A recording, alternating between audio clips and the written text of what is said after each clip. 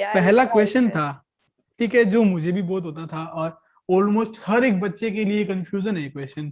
तो वो क्वेश्चन था कि सबसे पहले क्या अटेम्प्ट करना चाहिए, हमें सेक्शन ए पैसेज करने चाहिए, बी राइटिंग स्किल्स करनी चाहिए, या फिर लिटरेचर पोर्शन करना चाहिए। तो आप एग्जाम में कैसा करते थे और किस तरीके से? या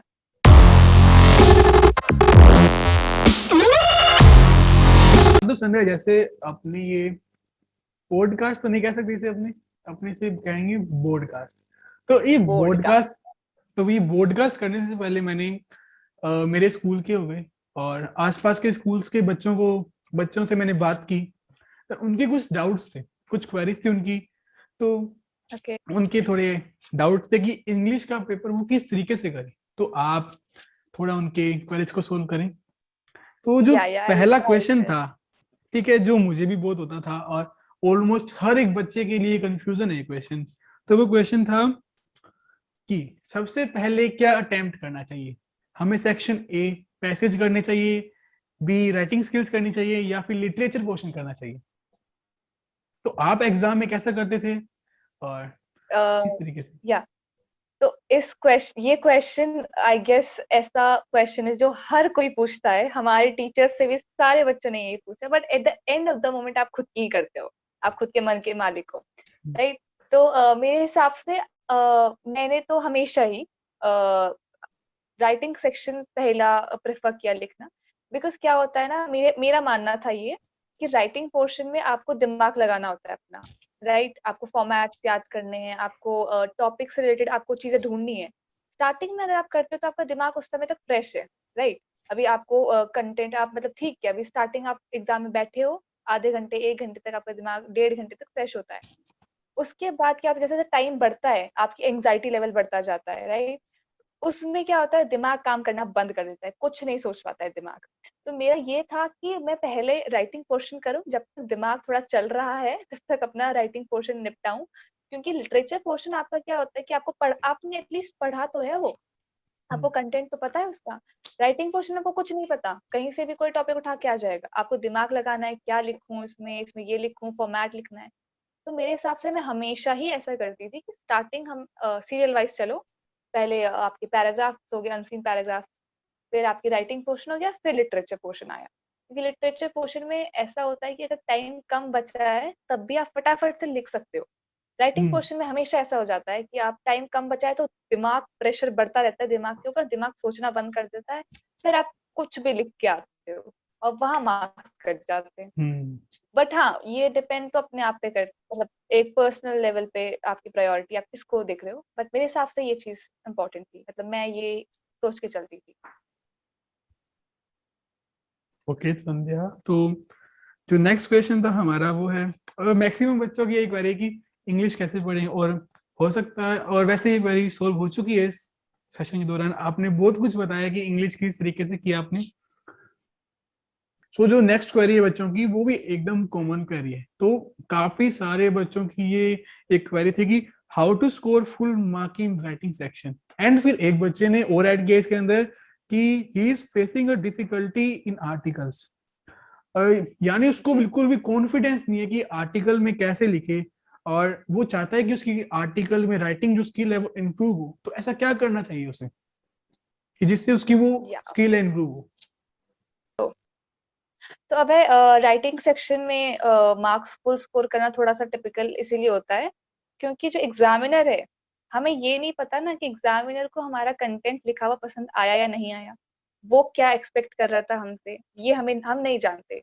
बट हमारे पार्ट में केवल ये चीज है कि हम लोग अपना बेस्ट दें। और जहां तक कि आर्टिकल की बात है, हाँ वो कॉन्फिडेंस देखो किसी को नहीं आता इतना, अनलेस कोई बहुत ज्यादा अच्छा है इंग्लिश में, किसी को कॉन्फिडेंस नहीं आता है लिखने का आर्टिकल। बट आप कोशिश करो कि आप जो आपकी सैम्पल पेपर्स या कहीं से आपकी रीडिंग हैबिट बने। आपके पास 1 महीना है, बहुत है। आपको जस्ट रीड करना है, क्या चीज रीड करनी है, लाइक एसेज होते हैं आपके आपके इनफैक्ट जो आपके पैराग्राफ्स होते हैं, अनसीन पैराग्राफ्स, वो भी एक टॉपिक पे होते हैं पर्टिकुलर। तो आपके पास जो भी रिसोर्स है, लाइक गाइड हो गई आपके पास या कुछ भी, आप रीड करना स्टार्ट कीजिए। आपको रीड करने से क्या होगा, आपके पास टॉपिक को आपके पास टॉपिक से रिलेटेड इंफॉर्मेशन होगी कि मैं इस टॉपिक पे ये चीज लिख सकता हूँ।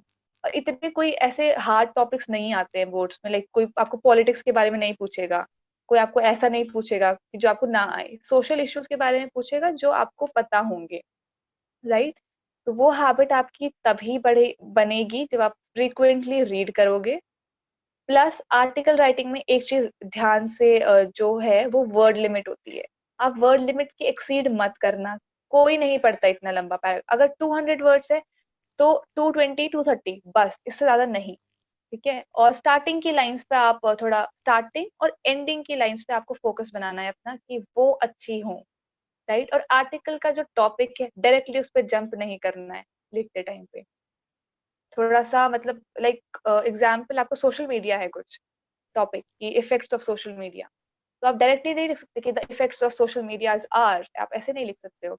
आपको घुमा के लिखना पड़ेगा, like in the modern era when everyone is busy in their phones,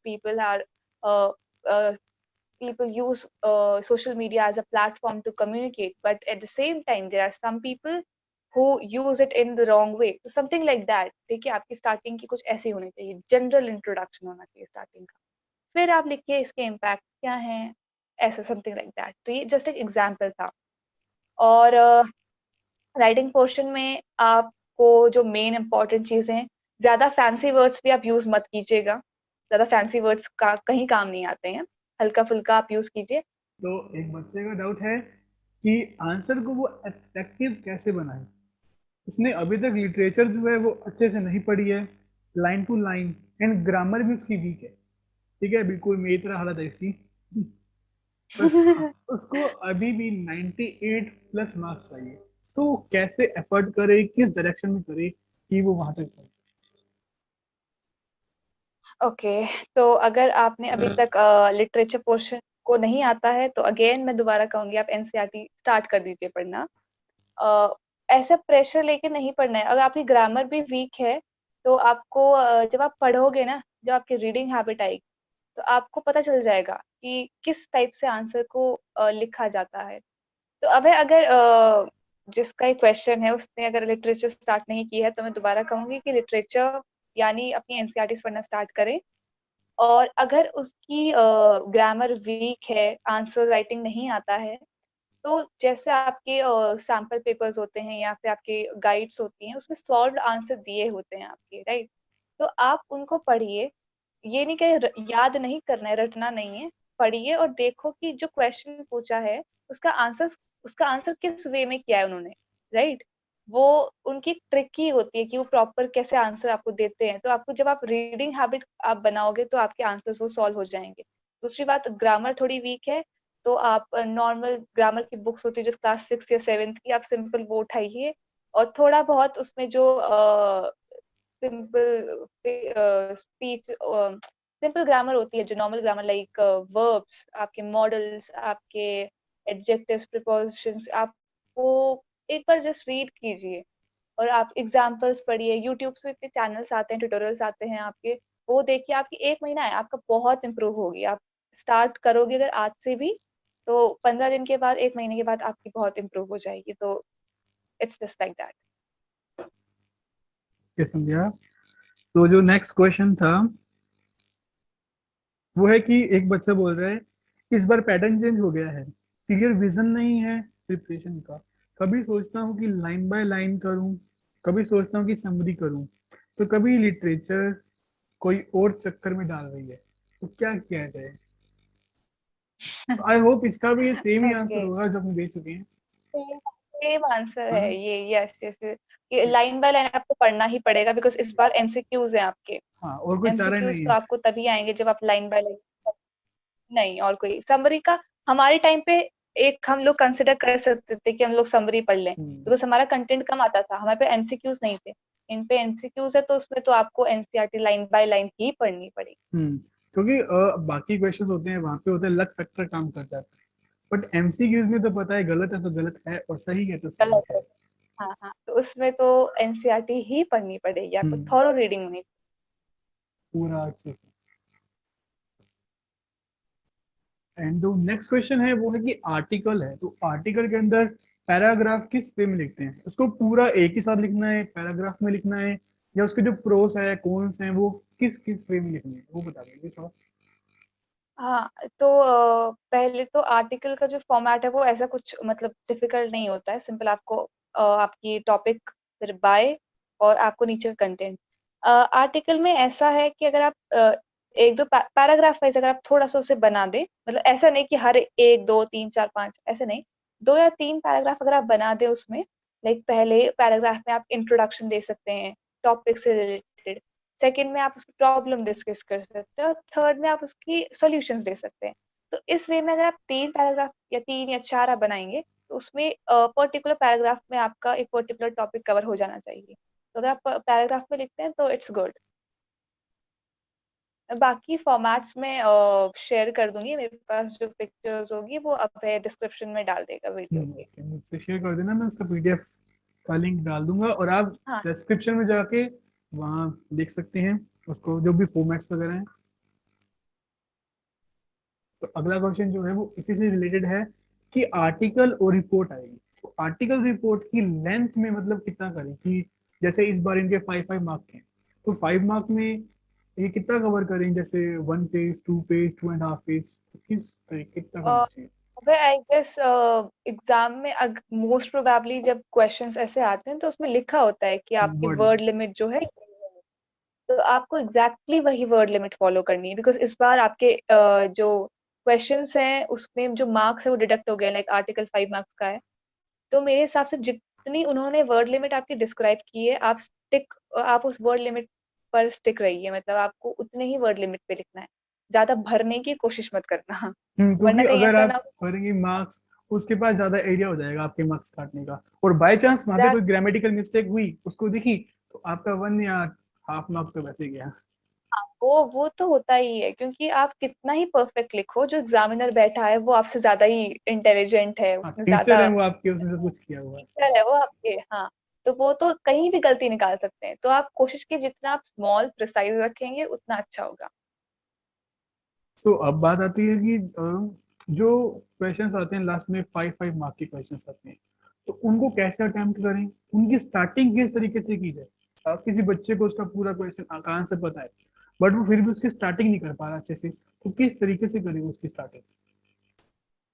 okay, तो 5 मार्क्स वाले जो क्वेश्चंस होते हैं वो थोड़ा सा लेंदी लिखने होते हैं हमें, राइट? अप्रोक्सीमेट 1 पेज, या फिर वर्ड लिमिट के हिसाब से मैं कहूँगी, बिकॉज किसी की राइटिंग बड़ी होती है, किसी की छोटी होती है, तो वो डिफाइन पेजेस के अकॉर्डिंग नहीं चलते, हम चलेंगे वर्ड लिमिट के हिसाब से। तो पहले तो अगर आपको चॉइसेस मिलती है, क्वेश्चंस में चॉइसेस मिलती है, आपको दो में से कोई एक आपको ऐसा चूज करना पड़ेगा जिसमें आपको थोड़ा सा भी मतलब जिसमें आप कॉन्फिडेंट हो। फिर अब आती है बात उसमें क्या क्या लिखें, लाइक कभी ऐसे होता है कि इसके बारे में तुम्हें थोड़ा सा पता है, चार पांच लाइन ही पता है, और हम कैसे 6 मार्क्स का अटेम्प्ट करें या 5 मार्क्स का अटेम्प्ट करें। तो उसमें आपको जस्ट ये होगा, जो आपको लाइंस पता है उससे आप थोड़ा सा एक्सपैंड करके लिख लीजिए, लाइक अपने साइड से आप कुछ ऐड कर सकते हैं उसमें। क्योंकि आपको वर्ड लिमिट तक तो पहुंचना ही होगा ना, आप ऐसा नहीं है कि 5 मार्क्स के लिए आप 5 लाइन लिख के छोड़ दें। तो जितना आपको पता है आप उसको थोड़ा सा एक्सपैंड कर दीजिए। स्टार्टिंग उसकी ऐसी होनी चाहिए, लाइक डायरेक्ट अगर क्वेश्चन पूछा है, थोड़ा सा इधर उधर घुमा के थोड़ा स्टार्टिंग कीजिए आप, ताकि आपकी 2 लाइन कवर हो जाए। बट हाँ, कहीं घुमाने के चक्कर में ऐसा ना हो कि आप मेन टॉपिक से भटक जाएं, राइट? तो थोड़ा सा लाइक इंटरेस्टिंग बनाने के लिए आप थोड़ी सी 2 लाइन ऐड कर सकते हैं उस टॉप, लाइक क्वेश्चन अगर मान लो किसी भी एक पर्टिकुलर इंसिडेंट का है, राइट? तो आप उस इंसिडेंट के बारे में थोड़ा सा जानकारी दे सकते हो, उसको ऐड अप कर सकते हो उसमें, फिर आप टोटल इंसिडेंट आप बताओ। तो ऐसा ही होगा उसमें। और जैसे 5 मार्क वाले क्वेश्चन है, तो इसके अंदर अपने को रेगुलर कंटिन्यूसली लिखना होता है या पैराग्राफ में लिखना? देखो, आंसर्स तो मोस्टली आप रेगुलर ही लिखते हैं हम लोग, बट हाँ अगर पैराग्राफ आई गेस आप बना दे तो ज्यादा कोई मार्क्स नहीं कटेंगे। बट हाँ, ऐसा नहीं है कि जैसे आर्टिकल की तरह आप तीन चार पैराग्राफ लिख रहे हैं, नहीं। इसको आपको कंटिन्यूस वे में लिखना है। अगर आप चाहते हो कि थोड़ा हो जाए तो आप जस्ट नेक्स्ट लाइन से स्टार्ट कर दो, समथिंग लाइक दैट। इतने पैराग्राफ्स इतने ज्यादा नहीं बनाते हैं आपको। आई विल प्रेफर कि आप कंटिन्यूस लिखें। तो यहाँ पे एक क्वेरी थी कि इनविटेशन का जो पैटर्न है उसे समझ नहीं आ रहा कि कब क्या करें, कब फॉर्मल लिखें, कब इनफॉर्मल लिखें, कब लेटर की फॉर्म में लिखें, कब कैसे लिखें। तो आपने बोला है जैसे पैटर्न शेयर कर देंगे आप, तो ये क्वेरी तो उसे सोल्व हो जाएगा। वो तो हाँ, वो उससे सैंपल्स और फॉर्मेट्स शेयर हो जाएंगे, बट मैं ये बात बताना चाहती हूँ कि इनविटेशन ज्यादा बड़े नहीं होते हैं। फॉर्मल और इनफॉर्मल में मोस्टली फॉर्मल आने के चांसेस ज्यादा होते हैं। उसमें आप थर्ड फॉर्म में लिखते हो, थर्ड पर्सन की फॉर्म में लिखते हो। ये इम्पोर्टेंट पॉइंट है। और उसको आप एक ब्रैकेट में आप एनक्लोज करोगे, आप जितना भी लिखोगे। एंड जैसे कि इनविटेशंस होते हैं दो टाइप के, एक आप इनविटेशन लिख रहे हो, दूसरा आप एक्सेप्ट कर रहे हो, दूसरा आप डिक्लाइन, तीसरा डिक्लाइन कर रहे हो, राइट। तो जो आपका एक्सेप्ट और डिनाइल का डिक्लाइन का फॉर्मेट होता है वो तो बहुत सिंपल होता है, छोटा सा आपको होता है। आप लिखोगे कि for this reason I am not able to attend your party but thank you for inviting me, simple इतना सही होता है, राइट। अगर आप एक्सेप्ट करो, again yes I accept your invitation and I come to your party, something like, इतना ही होता है बस। इसमें ज्यादा वो नहीं है। मैं जो फॉर्मेट शेयर करूंगी उससे आपको हेल्प मिलेगी बहुत। तो ऑलमोस्ट सभी क्वेरी सोल्व हो चुकी हैं। एंड संध्या, अगर आप कुछ प्रो टिप देना चाहती हैं बच्चों को कि अपने जूनियर्स को, कि वो किस तरीके से करें, कुछ प्रो टिप जैसे कंक्लूड कर दें आपकी, क्या क्या उन्हें करना चाहिए। ओके। तो सबसे पहली टिप तो यही होगी कि आप जब अपना क्वेश्चन पेपर अटेम्प्ट कर रहे हैं, आपको टाइम लिमिट ध्यान रखनी है। वो सबसे प्रायोरिटी होनी चाहिए आपको, कि आपको पता होना चाहिए मुझे लिटरेचर पोर्शन इतने टाइम पे कंप्लीट करना है, मुझे अपना राइटिंग पोर्शन इतने टाइम पे कंप्लीट करना है। राइटिंग पोर्शन और आंसर्स की बात जहाँ आती है, आपको आपके वर्ड लिमिट पे स्टिक करना है, एक्सीड करने की कोशिश मत करना। तीसरी बात जो है, आप जब आप लिख रहे हो, आपकी राइटिंग थोड़ी सी अच्छी होनी चाहिए। आप ये नहीं कि आप स्क्रिबल कर रहे हो, क्योंकि वो एक इम्प्रेशन देता है एग्जामिनर के माइंड पे कि इस बच्चे ने इतने अच्छे से लिखा है, तो थोड़ा बहुत उसे पता होगा कि हाँ इसका माइंड क्लियर है, इसने अच्छे से लिखा होगा। अगर आप वो कॉपी सड़ा देंगे तो वो उसका मन नहीं करेगा पढ़ने का, होता है ये। और फिर वो मार्क्स होता है कि उसके अकॉर्डिंग वो मार्क्स देगा, हाँ, तो मुझे राइट। बस तो आज पता चला कि मेरे मार्क्स कम क्यों आए इंग्लिश के अंदर। हाँ नहीं, स्क्रिबल इतना नहीं, क्योंकि ये बात होती है। अगर आप भी अगर एक एग्जामिनर हो, आप उस कॉपी को प्रेफर करोगे जो अच्छे से वेल मेंटेन्ड है, राइट, रादर देन कोई एक कॉपी है जिसमें खचाखच लिखा है और स्क्रिबल किया है। अगर आपको एक कट करना है, सिंपल एक कट कीजिए, ये नहीं कि ऐसे ऐसे स्क्रिबल करना है, राइट। तो ये बहुत इंपॉर्टेंट टिप है। तीसरी बात, सॉरी, चौथी बात जो है वो यही है कि हाँ, एनसीईआरटीज आप जरूर पढ़ के जाएं, बिकॉज एनसीईआरटी आपका रामबाण है। बार बार कह रही हूँ, ये रामबाण है आपका। एमसीक्यूज जो है आपके एनसीईआरटी बेस्ड ही आएंगे। और आपको हाँ, जैसे कि टाइम मैनेज करके चलना है, आपके पास 15 से 20 मिनट होने चाहिए आपकी री इवेल्युएशन के लिए। चेक कीजिए कि आपने कोई क्वेश्चन छोड़ा तो नहीं है। और हाँ, जब भी आप चॉइसेस अटेम्प्ट करते हैं तो आप बता दीजिए कि क्वेश्चन कौन सा है।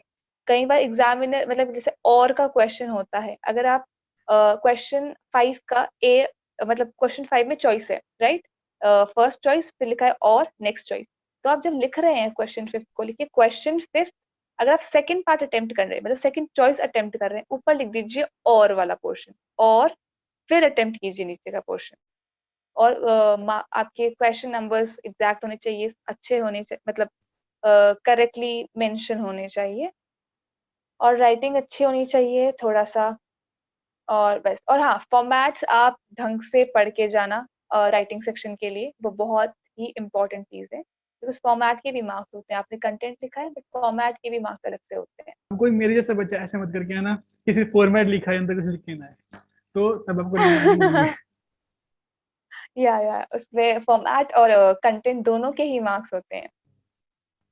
तो आपको वो क्वेश्चंस को ढंग से पढ़ना, जो भी आपके राइटिंग पोर्शन में क्वेश्चंस हैं या फिर लिटरेचर पोर्शन में, सारे आपको ढंग से पढ़ने हैं, बिकॉज उसके बेसिक। लास्ट मिनट पैनिक मत करना, आराम से देना है, ऐसा कुछ नहीं है। सब लोग एक जैसे होते हैं। तो संध्या, जाते जाते एक वो शायरी हो जाए जो आपने फ्रेशर से सुनाई थी। हाँ जी, फ्रेशर्स पे सुनाई थी हमने और एक और बात अब मिस ऐड कर फ्रेशर्स। फ्रेशर और मिस्टर फ्रेशर। हाँ, अब है अपनी तारीफ भी कर लो थोड़ी-सी। मिस्टर नहीं, फ्रेशर ये थे। आज तुम गेस्ट हाँ, स्पेशल। ओहो हो! तो आज तारीफ होगी मैं कभी हमारी। कभी तारीफ करता हूँ किसी की, तुम्हारा सौभाग्य है आज तारीफ का हाँ, आई एम फॉर्च्यूनेट इनफ। किया। ओके, तो हाँ, जाते-जाते एक टिप ये दूँगी कि आपको बोर्ड्स आराम से करना, कोई टेंशन नहीं लेना, बर्डन मत लेना। बर्डन लोगे तो दिमाग काम नहीं करता है। तो फ्री माइंड से जाना है, अच्छे से देना है, अपनी तैयारी पूरी रखिए। एंड हाँ, लास्ट में शायरी जाते-जाते हम सुना देते हैं आपको कि अपने आशियाने से दूर उस आसमान तक की उड़ान मुश्किल ज़रूर है। कि अपने आशियाने से दूर उस आसमान तक की उड़ान मुश्किल ज़रूर है, पर तू चिंता ना कर ए मुसाफ़िर, मंज़िल तेरी उन बुलंदियों तक पक्की ज़रूर है। तो वाह वाह ऑल द बेस्ट वाह वाह गाइज़ वाह वाह। And all the best guys, positive रहना और अच्छे से अपने एग्ज़ाम्स देना। एंड और कोई क्वेरी हो तो आप अभय को कॉन्टैक्ट कर सकते हैं। विल ट्राई और to further solve your query. Thank you Sandhya, आपने अपना प्रीशियस टाइम दिया मुझे। और एक बार बता दूं, हमारे एग्जाम चल रहे हैं फिर भी आपके लिए संध्या ने ये 2 से 3 घंटे निकाले, तो बहुत बहुत शुक्रिया आपका। It's my pleasure, it's my pleasure. हमें चाहिए हमारे जो अभय के सब्सक्राइबर्स या जो भी वीडियो देख रहे हैं, सारे बोर्ड के स्टूडेंट्स, उनके अच्छे मार्क्स आने चाहिए, तो इसके लिए इतना तो बनता है। थैंक यू संध्या। या okay, thank you Abhay, thank you for inviting me. Guys thank you for watching. और आप चाहते हैं कि अगर ऐसे ही मैं फिजिक्स केमिस्ट्री और बायोलॉजी के लिए भी किसी को बुलाऊं, इनवाइट करूं, और वो आपको गाइड करे कि आप किस तरीके से करें, तो कमेंट बॉक्स में मुझे बता दें। Thank you and all the very best. पढ़ते रहना, मुझे विश्वास है तुम फोन किया होगे, अगर क्या होगा।